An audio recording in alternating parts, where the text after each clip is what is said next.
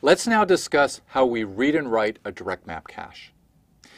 For reading, we first use the index bits to retrieve the tag and data. We compare the tag from the address with the retrieve tag. Now if we have a match, a hit, and the valid bit is also set, then we select the desired data using the word offset field.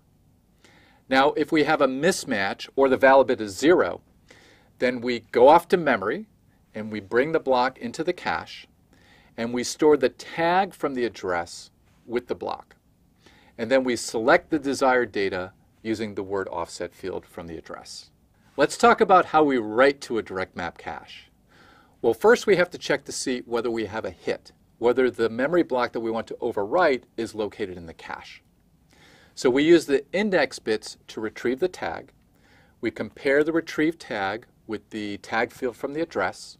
We check the valid bit, and if we have a hit, then indeed the memory location we want to overwrite, the memory data from the location we want to overwrite, is located in the cache. So then it's safe to overwrite that data. Now we have 64 bits in our example for a cache block. We're only going to overwrite the desired 16-bit quantity. So we write that data into the cache location. Now if we have a miss, then there are several options available to us. Now one option that's very popular is to bring the block from memory into the cache just like we do on a read. And we store the tag from the address with the block, and then we store the 16 bits that we want. We overwrite that 16 bits within the 64-bit cache block. Now we'll review the breakdown of our memory address. First of all, the rightmost bits are the offset bits. So we have B word offset bits. And in LC3, those point to the desired 16 bits that we want to read or write. And then we have I index bits. This points to the desired location in cache, the desired block. And the remaining bits, which are n minus I minus b, where n is the address size, then those are used for the tag. Now let's look at how these translate into the parameters of our cache.